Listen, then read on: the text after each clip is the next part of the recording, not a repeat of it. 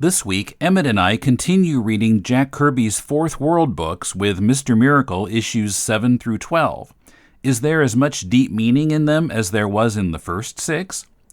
First, if you appreciate the work we do on Deconstructing Comics and our other podcasts, we'd love it if you'd support the show at patreon.com/deconcomics for as little as $2 a month. Check out our goals and rewards and pledge your support now at patreon.com/deconcomics. This is Tim. This is Emmet. And this is Deconstructing Comics.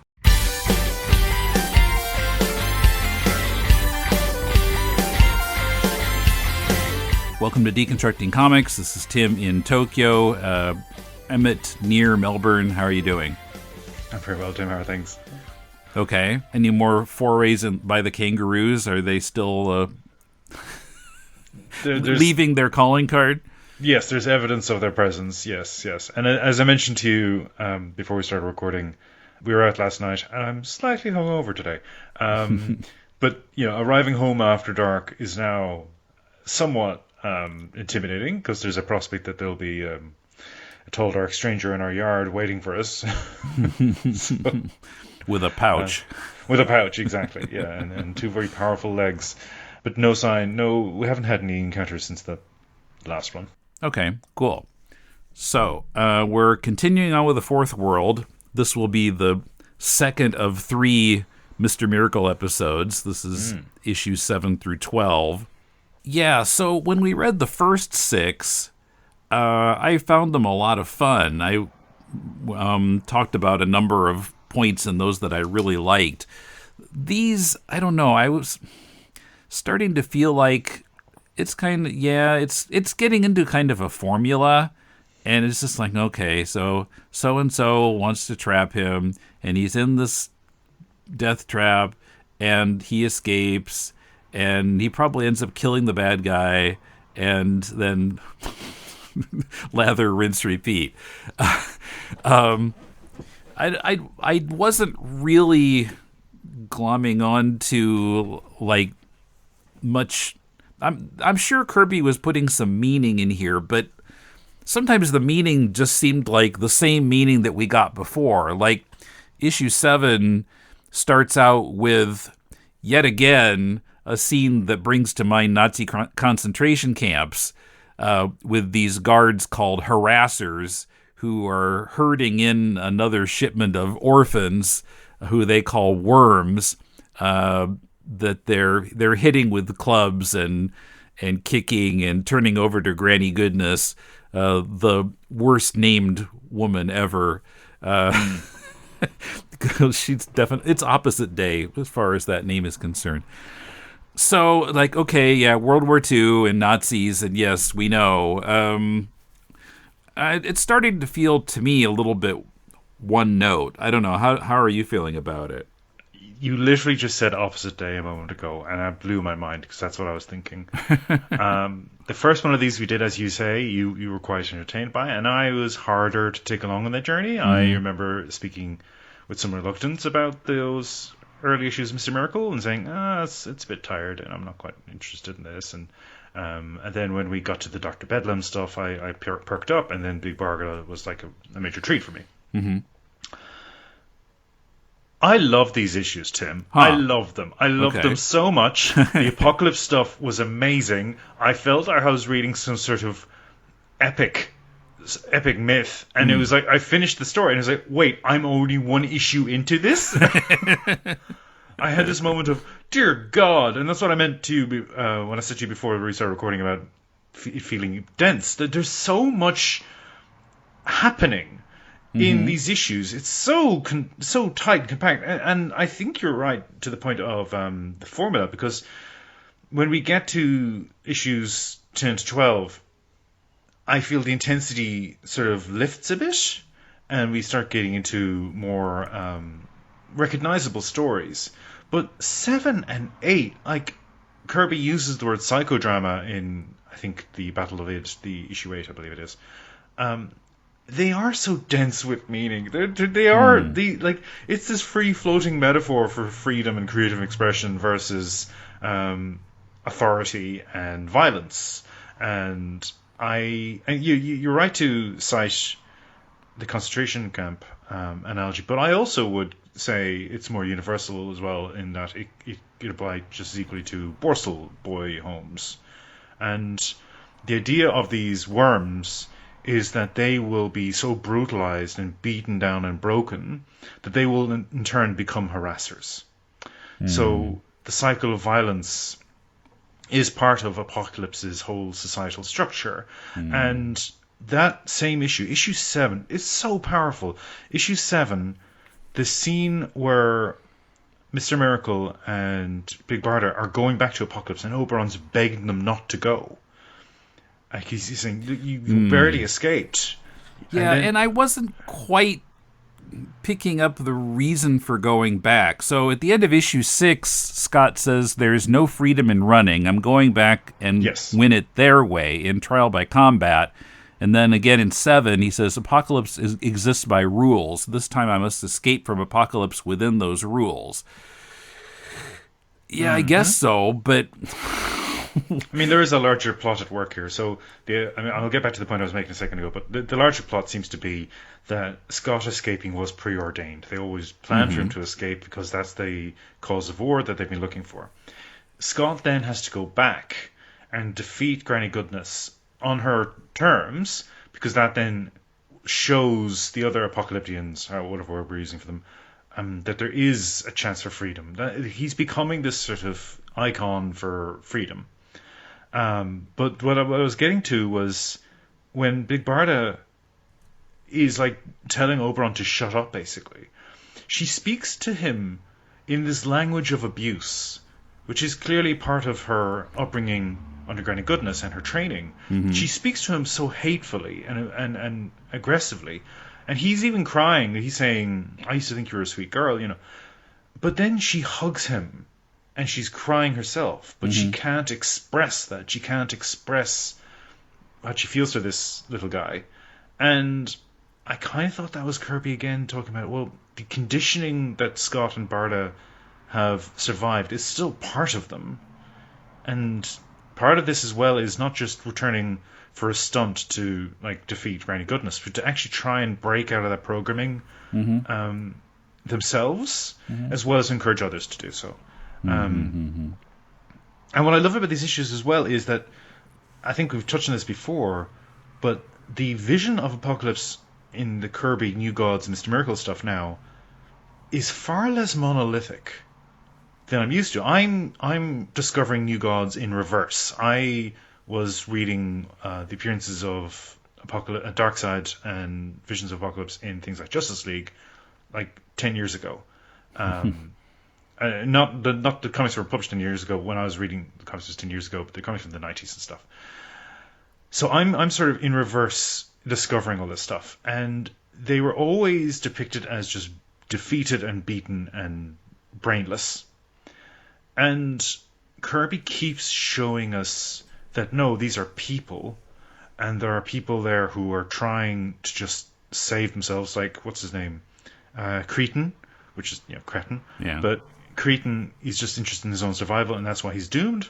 But there are also people who are trying to be free, and they're trying to help other people, and they're dreamers. And that may get you killed, such as Cretan's peers, but it could also be that one moment of freedom that you were denied by Darkseid. And there's something really powerful in that here. And I guess that's what the whole character of Hyman, I'm not sure how to pronounce his name, what he represents as well. Like, even in this absolute totalitarian nightmare, there is still hope. So the three issues of 7, 8, and 9, I thought were so powerful. And then after that, I just, like, the pressure was released, and I was like, I don't know if I have enough attention span for the rest of these. Yeah, 9 is a flashback story, about, I think it's supposed to be Hyman, but I'm not sure. Himon, who taught Scott how to escape from things, or be an escape artist. And I noticed in that Roy Schwartz article from Forward.com, he says that Hyman is based on Shel Dorf, who was the founder of San Diego Comic-Con, a friend of Kirby's, and also Jewish. Yeah, I guess the appearance is similar or the same. I Right. guess the face is Sheldorf. Yeah. Kind of interesting. He has a distinctive look as well.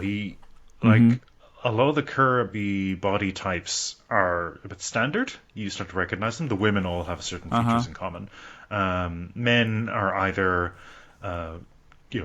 tall, straight-backed, young, powerfully built young men, or slightly overweight, fuddy-duddy old guys with a big bushy mustache. And these are the kind of types. And then you've got this guy, and he's also overweight, but his face has a little more expressiveness to it. Yeah, he feels like a real person. Yeah, and I did wonder at times if somebody else was over-inking Kirby's pencils on some of the Hyman stuff. I wondered, because he looked so unusual at times in comparison to the typical Kirby character, but he's definitely given a distinctive appearance. So I can readily believe that he's actually based on a person. We maybe haven't talked enough about the art. And talking about issue 9, well, almost all of these issues, maybe all of them, after the splash page, you turn and you've got a big 2-page panel. Yes. Like pretty much every issue. And the one in issue 9 I was particularly impressed by, this big factory. Yes. And some really nice perspective in there. Yes. I just thought that was really stunning. Yes, that is. That's the flashback issue. Right. Yeah, they're all the apocalyptic. I'm really getting tripped up by that word. Scene. So is this the Armageddon 2-page splash? It's just which I guess is detailed. A combination of Armageddon and Ghetto. I guess. Armageddon. Isn't there a biblical name as well? Isn't there a place that has a similar sounding? Is a homonym from the Bible? I'm not going to get us stuck on that. But there's a similar place anyway, never mind. But yeah, Armageddon obviously is the point of comparison. But yeah, that blew me away. That exact same page you mentioned was just so amazing. And then the rest of the issue also has some incredible art. Just the sense of the society that Darkseid rules comes through so powerfully in these issues, and that's the appeal of them for me. And part of that is not just the storytelling in terms of what happens, but also Kirby's level of detail. And the stark contrast between the hyper technology of these, I think he describes them as power beings at one point, but part of his metaphor is that Apocalypse can only exist by the utter exploitation of its people. That Darkseid derives all of his power from the complete subjugation of every free-thinking individual.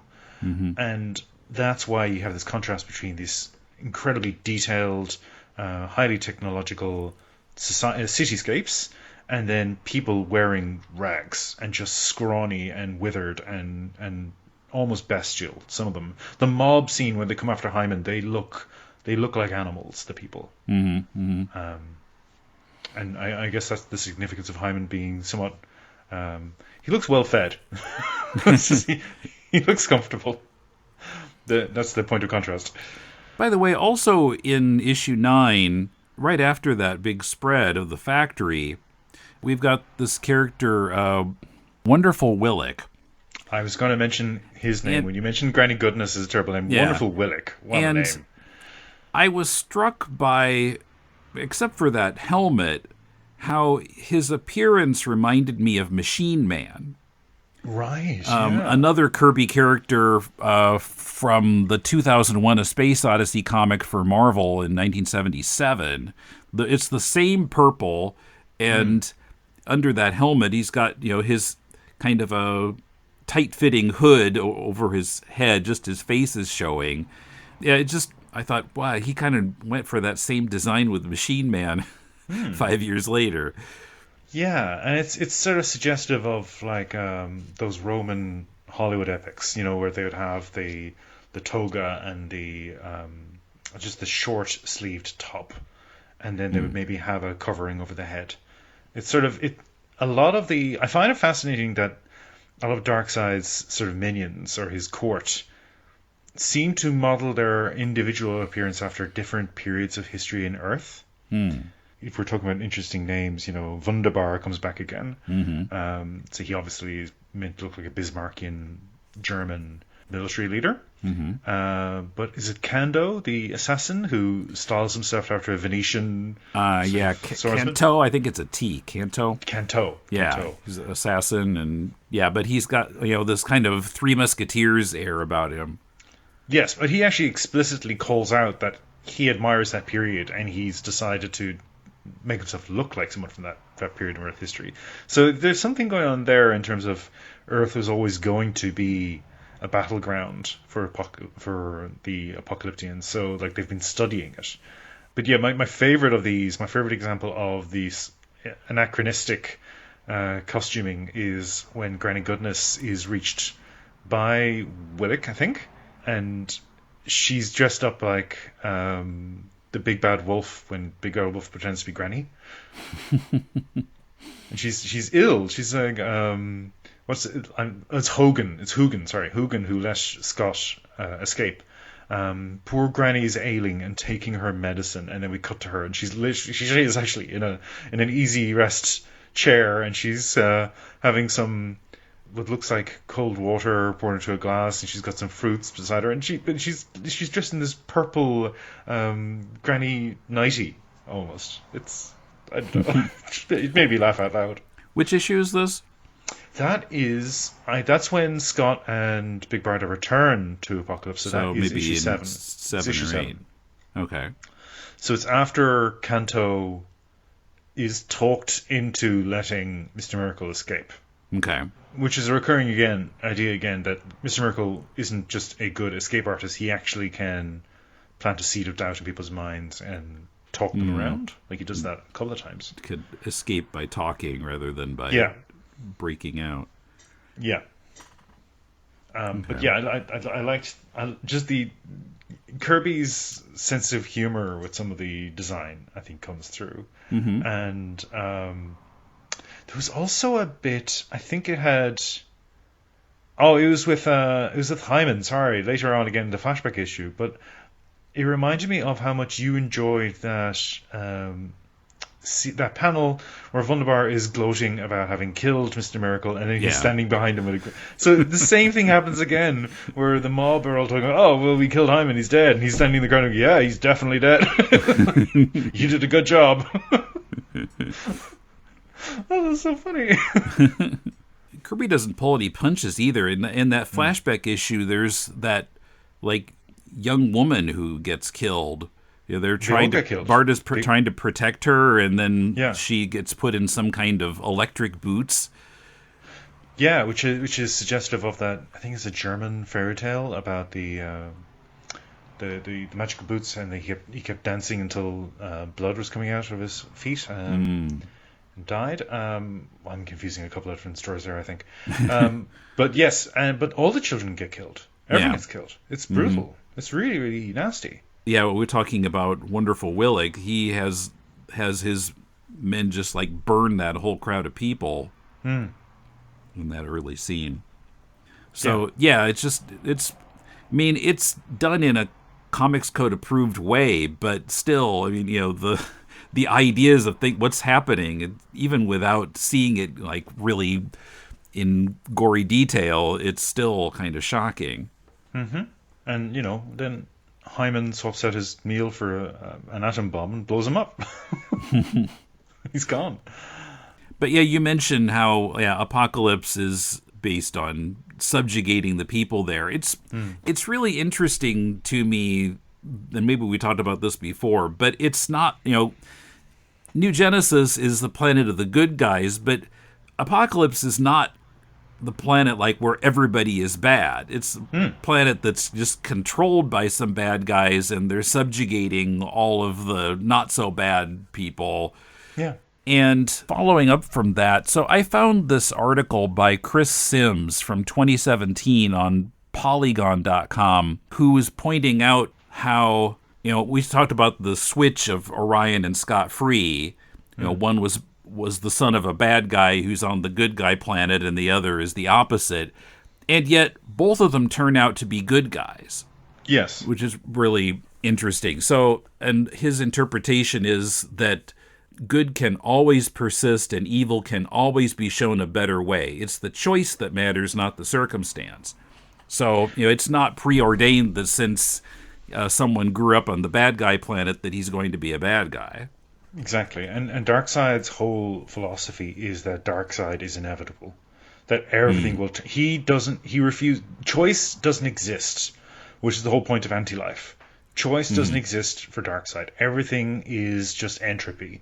You're all going to fall under my sway. Like his parting words to Scott, like in that same issue. Stay, warrior, let me complete the destruction of Scott Free so you may live with the majesty that is the power of Darkseid. Like he's literally saying, let me destroy your soul and you become an instrument of mine. Because that is going to happen anyway. So stay, basically. And there is also this implication, won't you be happy to do this? Won't you be happy? Because I'm inevitable. You have to do it. Mm-hmm. Which again is the idea of fascism is that, well, this is the only way. There's only one way. And it's our way. Just so happens. Everything else is a perversion. This is the only truth of the world. It's the fascist ethos in whatever version of it you read about. It always comes back to this idea that, well, everything that came before was a mistake. This is it. We've got the answer. And Darkseid fully subscribes to that, and that's kind of key to his ultimate defeat, which is he can't imagine there not being a Darkseid. He can't imagine that maybe someone would, like what Highfather basically does is, well, I'm just not going to fight you. Because in fighting you, I'm perpetuating your reign. I'm going to allow you to kill everything. So I'm just going to do something else.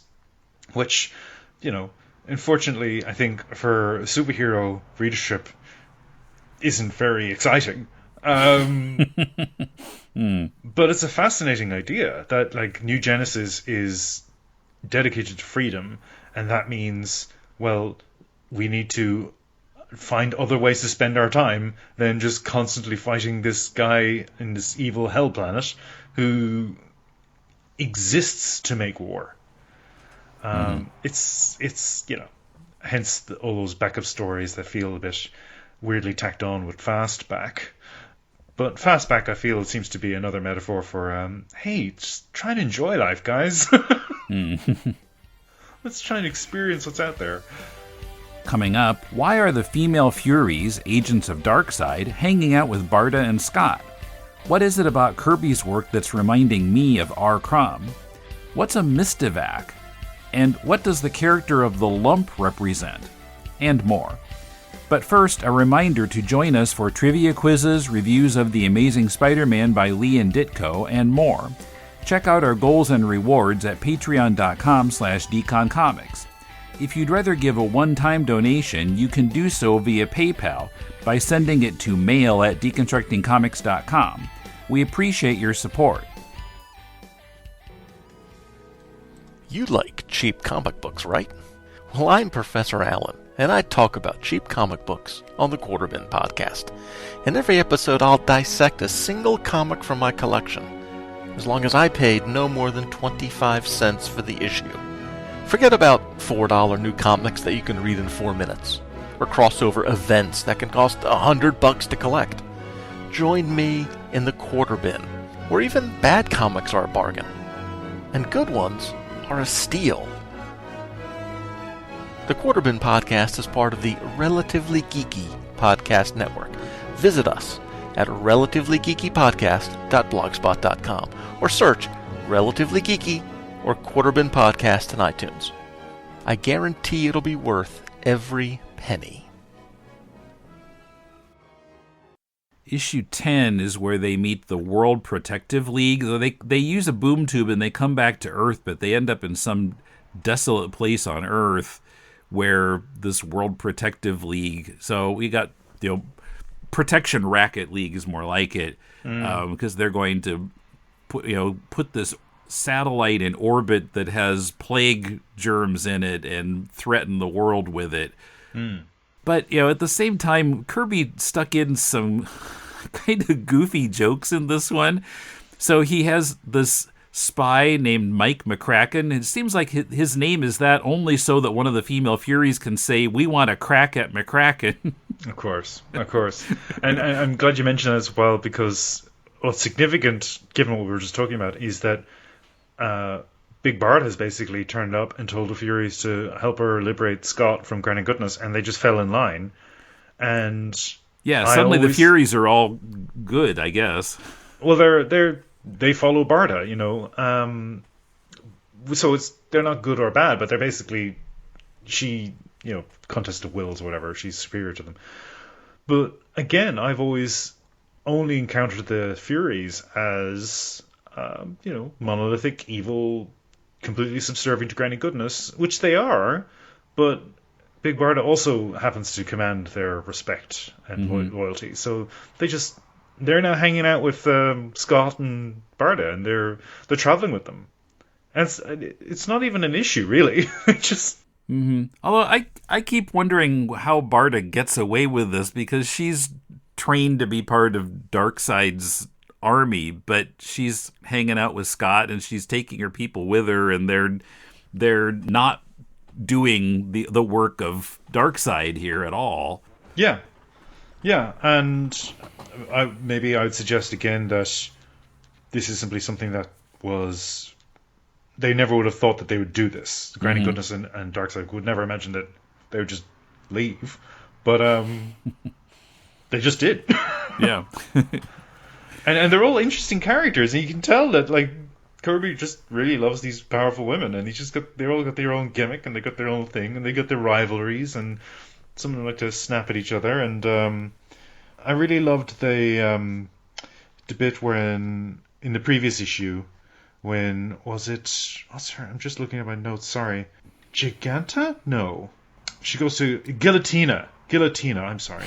She goes to try and help Scott, and then there's a typo. Kirby misspells aggressive, which we've picked up before. There's some issues with the typing. Yeah, typo. spelling. Spelling, so on. But Guillotina, she does the whole sort of seducing the guard trope. And he's so excited she's so much bigger than the guard, and he's like, "Oh, your hands on me, I just love the feeling of your hands on me." And I was like, oh, this is like that online trope was "step on me, mama." Like, it's the fetish the fetish community of the 21st century online discourse being anticipated 30 years, 40 years before by Jack Kirby. Well, yeah, I don't know. Kirby's interest in big women is kind of reminding me of R. Crumb. Yes, that's another. Yeah. And he liked to be carried by them, or he liked to. Was he giving them piggybacks, or were they giving him piggybacks? Who, Crumb? Crumb, yeah. I think they were giving him piggybacks, if that's I remember what it was. right. Yeah, I think so. Yeah, but you're absolutely right. That's a point of comparison. Yeah, I just find them very fun. Yeah, I mean this isn't as nearly as sexual as our Crumb comics, but yeah, it still kind of reminds me of that. Kirby seems to have a type. He has a type, and you've reminded me of something else actually. A few years ago, a work colleague approached me, and he was saying, "Oh, my wife, we're going to a costume party, and it's superhero themed. Could you give me some suggestions for a superhero costume?" And I was like, "Oh, okay. And how many people?" And there's a couple of people. They're going, all these women that his wife knew were going to this party, and they all wanted a theme. So I suggested the female Furies. And then he took pictures of the party, and there was one of his friends was dressed as Lashina, and one of his friends, they did it. They actually did it. And I was like, what have I done? Corrupting influence. Yeah, oh my goodness. But yeah. Talk to Emmet. He knows comics. Yeah, shoot, do this weird Jack Kirby stuff. You should try some with these people. I don't think they knew it. I don't think they read the comics. They just Google search for the image and they say, "Oh yeah, we'll do that. Get lots of leather straps." Yeah, well, since I've never been much of a DC reader, it's only been really recently that I've realized how much these Kirby characters have shown up, in the decades since he did these comics. I'm skeptical of whether they're being used in the way he intended, but I'm kind of interested by the idea that a lot of these characters have been used later. I mean, I knew about the Mr. Miracle series a few years ago, but which I'm actually sort of curious to read. I'm afraid I might hate it, but I kind of want to see what all the fuss was about. It's tonally very different from this. Like, with this, there is still that theme, that grand theme of fighting fascism and how it will grind you down and it will destroy your soul. But at least Kirby had moments of levity, such as as you mentioned just a moment ago, the Mike McCracken stuff. You know, there's always these little jokes or these little sparks of hope. Whereas I just found, I think King has talked about that it's sort of a tribute to his own suicidal ideation and depression, and that certainly runs through it. But it got to the point where I was going, you've, as I said to Kumar when we did that episode, I was like, you have a responsibility as a creator to try and facilitate this theme you're talking about in such a way that it's constructive, or in such a way that it means something. You're leading us to something. And I just felt I was wallowing in somebody's misery. I had a really hard time with that miniseries. We've gone on length about that before, so I won't drag over the points again. But yeah, I would be curious to hear what you think of it too. Having now read this Mr. Miracle run, how would you the versions of the characters that you've met who appear in the King book, the contrast is stark, very stark. So in the last two of these issues, the son of the original Mr. Miracle has shown up, and he's a PR guy. So just kind of out of nowhere, they decide to take this act on the road of Mr. Miracle and all the Furies and Barda, and they are kind of involved in setting up his death traps to escape from, which I wasn't sure why they decided to do this. Is it just they need a way to make money or what? But yeah, I think he sort of proved his point. He escaped Granny Goodness. He's now taken away her particular band of enforcers, and now he's just taking them on the road, and they're just entertaining people. Like, I guess that's that sort of New Genesis idea of finding an alternative to conflict. But of course, Apocalypse won't leave them alone, so there still is conflict. But they're being sort of positively influenced by Scott Free in a really interesting way.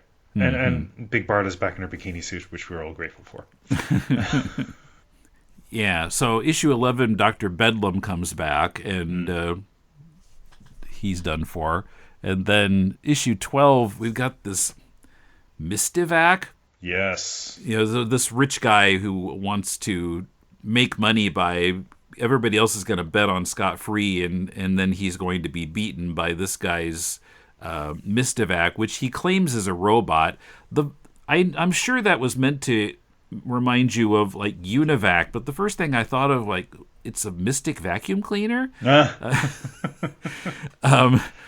So this quote unquote robot is capable of giving people like suggestion that they have to do what he says without even quite realizing it, maybe. But he calls Scott and tells him that he wants to die. Yes. And so that when he's practicing an escape, he nearly does die. Barda just prevents him from getting killed by the death trap. But yeah, later Scott manages to sort of overcome that suggestion. We should mention as well that he's an Easter Island looking creep.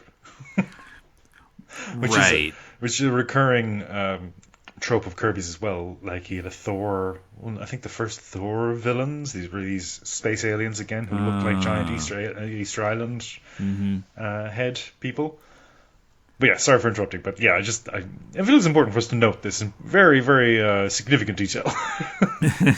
But yeah, so these last two issues, this is where I really started to feel like it's kind of the same thing every time, or I wasn't quite sure what the purpose was of these issues. Right, yeah, and as I said to you, the intensity of issues 7, 8, and 9 really, once that let up, threw me into relief. And I also just blew through these ones. I really enjoyed Mystivac, though. I really enjoyed how he anticipates Wolverine's claws as well. He's got those little I think he's got two of them. He's got two blades that come out of his fist. But yeah, I thought it was very reminiscent of Wolverine. And Colonel Derby, who is this pompous British fop, utterly corrupt, has all this power, and this is how he decides to use it. And yeah, the mystery of Mystivac is tied up with his success. But I love how he's disposed of, where he gets tripped up by Oberon, and he literally collides with the gutter of the page. Like, it's not done in a sort of Looney Tunes, a fourth wall breaking duck-amuck type style, but it almost is. Like he's seen to the trip, and he's hitting the gutter, and I just he just disappears off panel, and we don't see him again. Yes, I just think it's just a nice little moment. It could have been an accident, I'm not sure, but I just love it. I love that. I love how he's just dispensed with, and yeah, he's such a sorry, I can't wait. I'm a frightfully busy chap, look, any foppish British type getting, like a Boris Johnson type, getting spanked so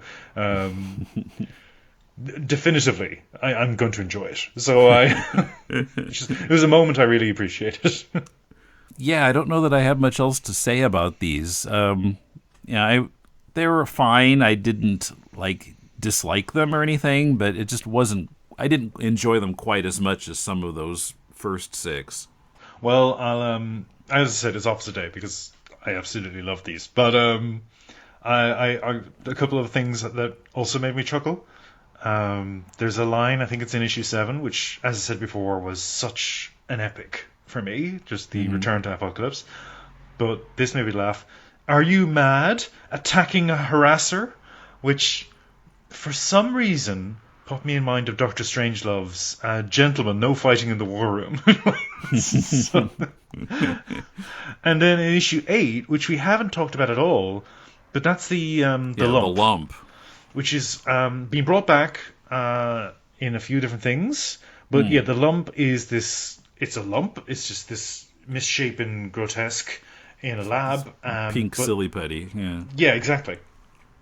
But the lump's mind is free to roam this sort of psychic plane, and Scott gets basically transported in there. And he's now up against this demiurge, this god, in his psychic world, and how is he going to get out of this one? Given the immense power that the lump has in this space, the choice he makes, and he's literally making the choice to demonstrate how much power he has. The thing he chooses to do with that power is to transform himself into a deadly woodsman. Like, just the line of dialogue, I'll become a deadly woodsman. And I laughed out loud at that. That was he's got an axe, and he's got like a lumberjack gear on, he's got a little hat, and I thought for a split second he turned himself into like a murderous Santa Claus for some reason. But no, he's a lumberjack. He's a woodsman. And he comes after... I'm a lumberjack and I'm okay. Exactly. Exactly. And maybe another nod to Little Red Riding Hood. I don't know, because he had Granny Goodness in bed like the Big Bad Wolf, and maybe this was also the Woodsman. I don't know. Maybe Kirby was on a fairy tale kick that week when he pushed out all these comics. But yeah, it just made me laugh out loud. I thought it was so funny. The lump is fascinating. And also, another moment that made me laugh, same fight scene, Scott Free says out loud, "Spines? You grew a hide full of razor-sharp spines." Now, he's saying that to the person who's just manifested spines out of his skin, who's fully aware that he has done that. And it's just happened to him. And now he's gone, Scott Free has to escape. But he takes the time to say that out loud. "Spines, you grew a hide full of razor-sharp spines." The exposition dialogue, I never get over it. I never get over it.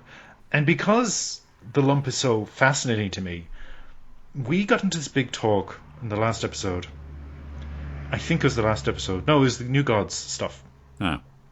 Where we were talking about Kirby and Kirby's appearance and how he manifests his own appearance into Orion when Orion is wounded or scarred or the Thing. Mm-hmm. And you had read that interpretation that this is Kirby's, self-insert. Mm-hmm. The lump, the defeat of the lump hinges on him not being able to look at his own face without feeling horror. Right, that's part of what happens there. So there's clearly a connection with appearance, but what I think the lump is all about as well is just this idea of the loathing of the body, the hatred of the body itself. Some people feel disgust with their bodies, and almost like an have an out of body reaction to themselves, their own physical self. There's something quite profound there. I may be inferring too much, but I feel like the fact that it wholly hinges on his hatred of his own appearance, and in his mind, in this sort of lock body situation, he's able to do anything he wants, but he can't stand to look at himself. Mm-hmm. There's something there, and it felt personal. It felt profoundly personal to me. As I said, maybe it's just a neat resolution to a funny Twilight Zone type riff. I don't know, but I came out of that going, that's quite moving in a weird way. Yeah, I just wanted to get all those out. Oh, and the other thing, we are told about these different regions in Apocalypse, Greylands, the border of the Greylands, and then we hear about nighttime, and nighttime apparently is the worst. And it's described as this sort of overly mechanized, deadly space. You don't want to be in nighttime. It's the place you don't want to be. And it reminded me of Neil Gaiman's Neverwhere, where he has the idea of Knightsbridge, spelled with an N instead of a K. And the Knightsbridge is this shadowy bridge, and there's something in the darkness. And if you cross the Knightsbridge, it might take you, or it might not, but you don't know. You have to. But that's the only way. The characters have to cross the Knightsbridge, and one of them just gets taken, and we don't know why. We don't know what it was. It's the night. The night takes you. It reminded me of that actually, and I wondered if young teenage Gaiman reading Kirby comics came upon that, and sparked a thought years down the line. I don't know. Interesting. So we got 6 more issues of this, and then we've got those 2 final longer stories. The New Gods epics. Yeah, I'm really looking forward to that. But yeah, as not to beat a dead horse, but this really brought me around on Mr. Miracle. I feckin' love this stuff. I really love it. The joy of it, and the neck-breaking turn into tragedy and misery, but then we go back to joy again. It's rich stuff. Yeah, and the head of the World Protective League is a head. He's a head. Yeah. Just this disembodied head floating around. Yeah, and did we talk about Mystivac and also more or less being a head? Yeah, well, that's true. He's got a problem with heads.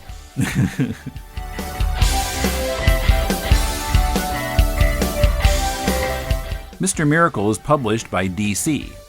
Don't forget about the Kickstarter campaign for The BeBop No. 2, an anthology comic in which Emmet is one of the artists.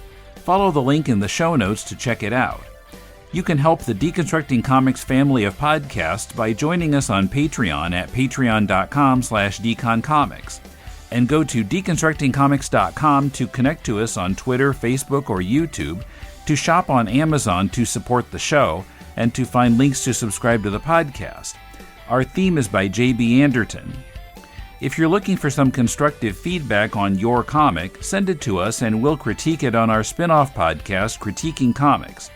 Send it to mail@deconstructingcomics.com. We'll read at least 30 pages of it and critique it on the show. Next week, creator Ron Randall joins me on the 35th anniversary of his ongoing series Trekker, which started out as a black and white book from Dark Horse in 1987. We'll talk about that and his current Kickstarter, and also go into a topic that has been briefly touched on a number of times on this show, the transition of mainstream comics over the decades to more decompressed storytelling. So be here next week. Till then, this is Tim, and thanks for listening to Deconstructing Comics.